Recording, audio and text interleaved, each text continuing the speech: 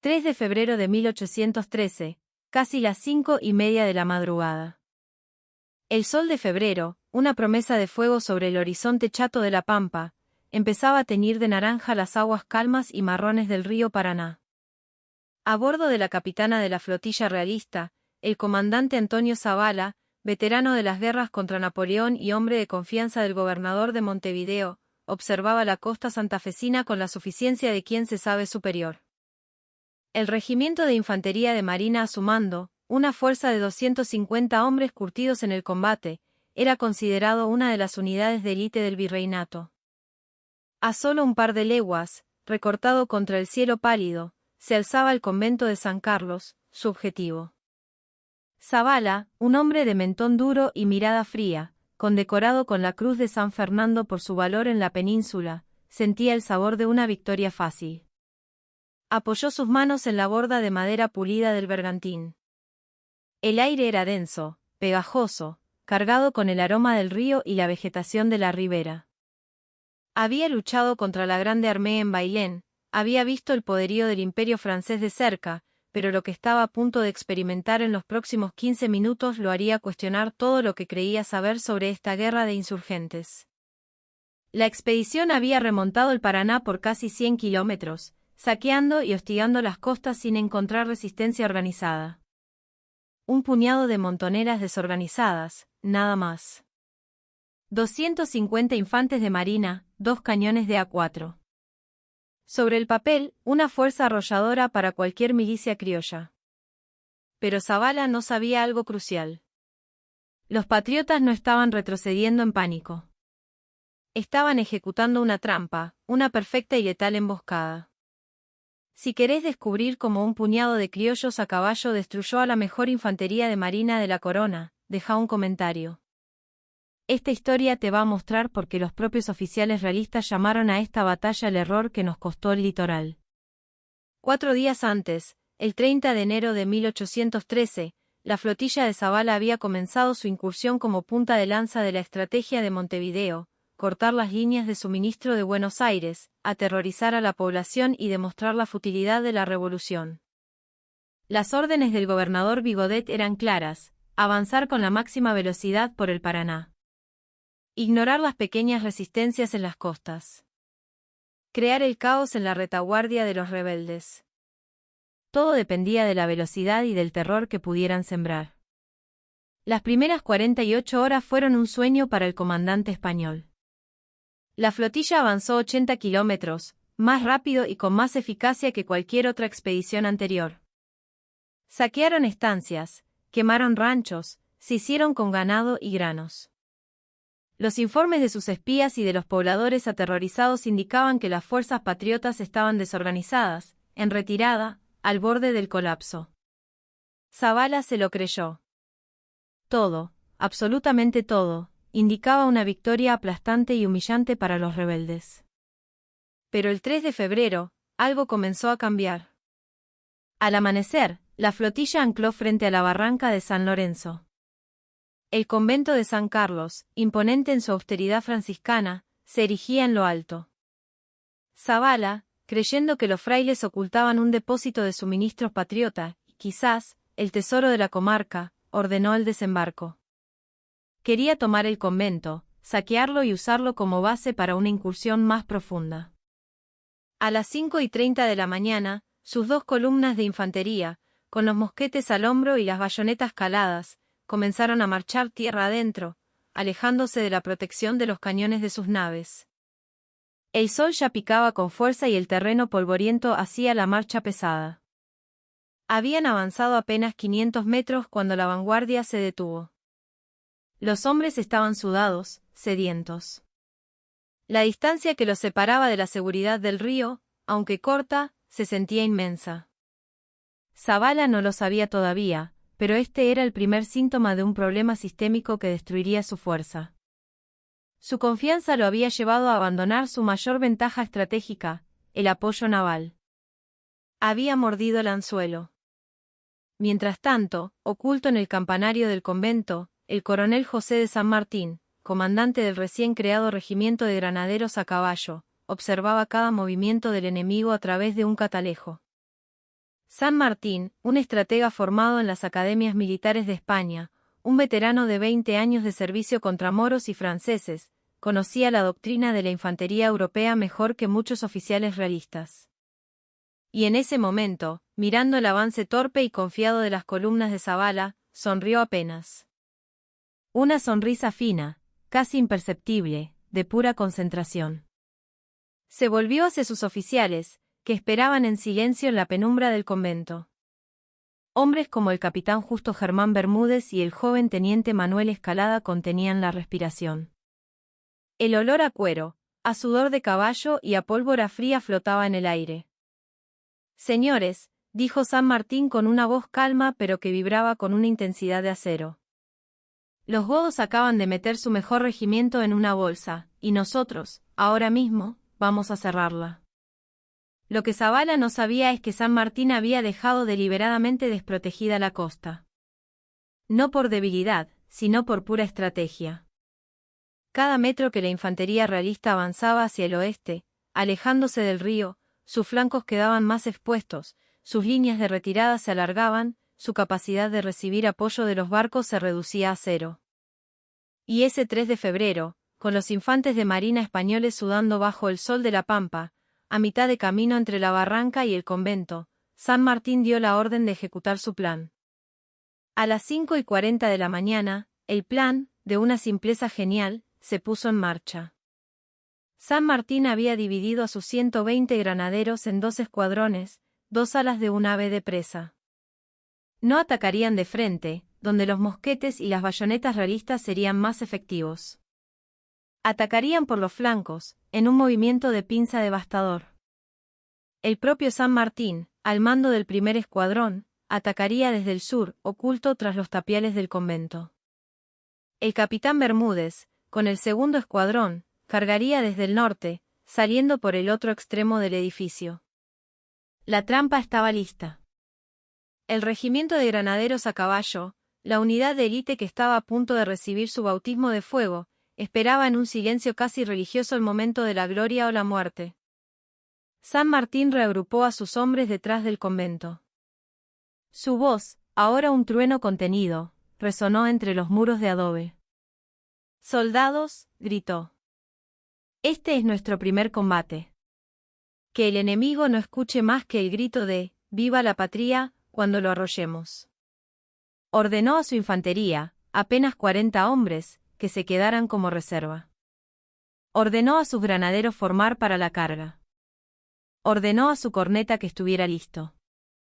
Y entonces, llegó la segunda parte de la pesadilla para los realistas. El sol, ya más alto, iluminó de pronto la escena con una luz cruda y cegadora. Y con esa luz llegó algo que los españoles, en su arrogancia, no esperaban. La superioridad táctica total. A las 5:45 de la mañana, sonó el toque de degüello. De detrás de la esquina sur del convento, surgió la primera oleada de jinetes. San Martín a la cabeza, en su vallo, sable en mano. 120 granaderos en sus caballos criollos, cada uno armado con un sable corvo y una lanza. No era un ataque al azar, era una cirugía militar. Los granaderos tenían órdenes específicas: destruir la infantería realista en una sola carga, empezando por los flancos, para cortarles a los hombres de Zabala cualquier posibilidad de formar un cuadro defensivo o de retroceder hacia los barcos. Primera carga, 5:45 de la mañana. El estruendo de más de 100 caballos al galope sobre la tierra seca fue como un terremoto. Resultado, la columna derecha realista, sorprendida en plena marcha, se desintegró en el acto. El pánico cundió. Segunda carga, 5:46, casi simultánea. El escuadrón de Bermúdez surgió por la derecha, completando la pinza. Resultado, la columna izquierda se quebró. El centro de la formación, donde estaba Zabala y sus 2 pequeños cañones, quedó completamente rodeado y expuesto. Tercera fase, 5:48. La carga se convierte en una carnicería a sable y lanza. Zabala, viendo cómo su regimiento moría a su alrededor, no podía hacer nada para detenerlo. Sus infantes de marina, entrenados para el combate en línea y el fuego de mosquete, se convirtieron en blancos estáticos. Sin tiempo para recargar, sin espacio para formar, sin forma de escapar del torbellino de acero y furia criolla. Pero la pesadilla de los realistas no había terminado. Ahora llegaba el golpe final. A las 5:50, mientras la caballería patriota diezmaba a los infantes inmovilizados, San Martín sufrió un traspié. Su caballo, herido de metralla por uno de los cañones, rodó por el suelo, atrapando la pierna del coronel debajo de su peso. Un soldado realista, al ver al jefe enemigo caído, se abalanzó sobre él con la bayoneta calada. El destino de la patria pendía de un hilo. Pero entonces, el soldado Juan Bautista Cabral, un correntino de piel oscura y coraje infinito, saltó de su propio caballo y se interpuso entre el acero español y su general. «Muero contento, mi general, hemos batido al enemigo», dicen que gritó, antes de caer mortalmente herido. Este acto de heroísmo supremo galvanizó a los granaderos. La furia se convirtió en una tempestad imparable. El capitán Bermúdez lideró la persecución de los que intentaban huir hacia la barranca. El teniente coronel Hipólito Bouchard, un francés al servicio de la causa, se batió como un león, capturando él mismo la bandera española. La batalla, que duró en total no más de 15 minutos, se había convertido en una masacre sistemática. A las 6 de la mañana, la barranca del Paraná colapsó bajo el peso de los realistas en fuga. 9 infantes fueron acuchillados en el descenso en apenas un minuto. A las 6:05, la playa se tiñó de sangre. 7 realistas más, eliminados mientras intentaban alcanzar los botes.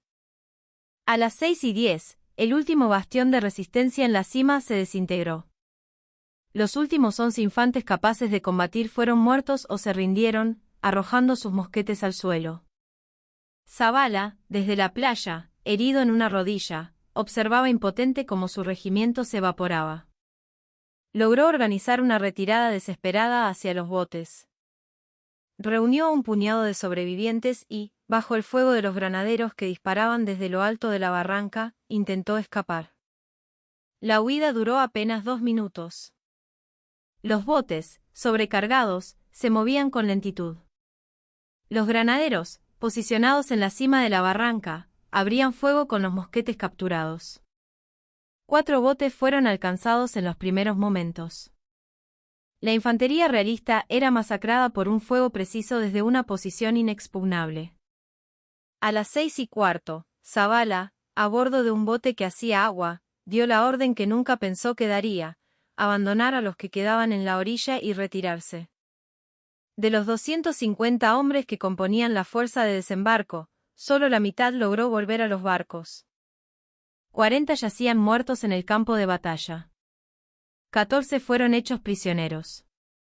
Un número indeterminado de heridos y ahogados. De sus 2 cañones, ambos capturados. De su bandera, en manos patriotas.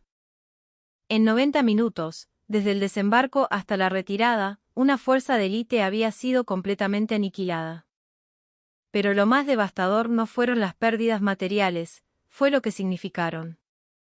El propio Zavala, en su informe posterior a Montevideo, escribió con la amargura de la derrota: la destrucción de mi regimiento en San Lorenzo no fue un contratiempo táctico, fue la prueba definitiva de que ya no podemos ganar esta guerra por la fuerza. Los insurgentes no solo tienen más coraje del que creíamos, tienen mejor coordinación, mejor disciplina, mejor estrategia. Nuestros infantes son superiores hombre a hombre, pero ellos no pelean hombre a hombre. Pelean como un sistema contra otro, y su sistema es superior. El coronel San Martín sobrevivió a la batalla.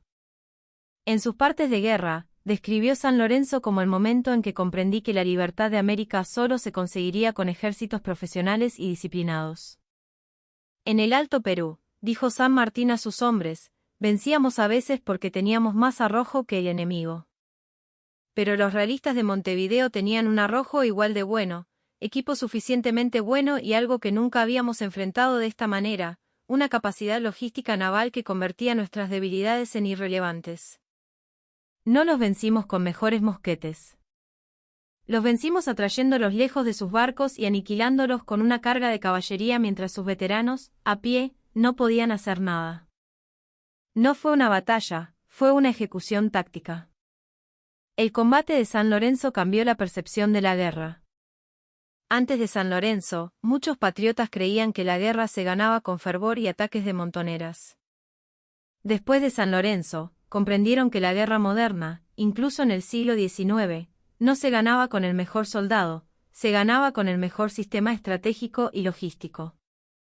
Los patriotas no necesitaban más hombres, necesitaban algo mejor, disciplina, doctrina y un liderazgo que integrara todas las armas en un sistema coherente. Si todavía estás viendo esto, sos de los pocos que comprenden que la historia militar real de nuestra patria es más fascinante que cualquier mito escolar. Dale like a este vídeo y suscríbete para más historias verificadas que cambiaron el curso de nuestra independencia. El regimiento de Zavala nunca fue reconstruido con su antiguo esplendor. Los sobrevivientes fueron redistribuidos a otras unidades. El nombre de la expedición de San Lorenzo desapareció de los partes de batalla realistas, convertido en sinónimo de humillación. San Lorenzo fue el cementerio donde murió el último sueño realista de dominar el litoral y la pesadilla que demostró a la corona que habían perdido la iniciativa en el Río de la Plata hacía mucho tiempo. ¿Qué opinás de esta historia? ¿Conocías el papel crucial que jugó la estrategia de San Martín en atraer y destruir a la mejor infantería de marina de la corona? Déjanos tu comentario y suscríbete a este canal. Cada semana traemos historias verificadas y fascinantes de las batallas que